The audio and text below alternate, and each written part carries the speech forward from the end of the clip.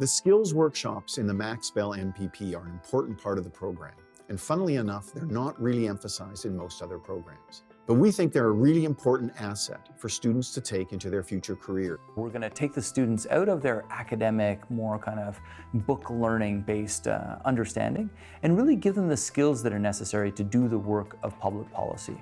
Whether it's persuasive writing or effective presentations or negotiations and conflict resolution.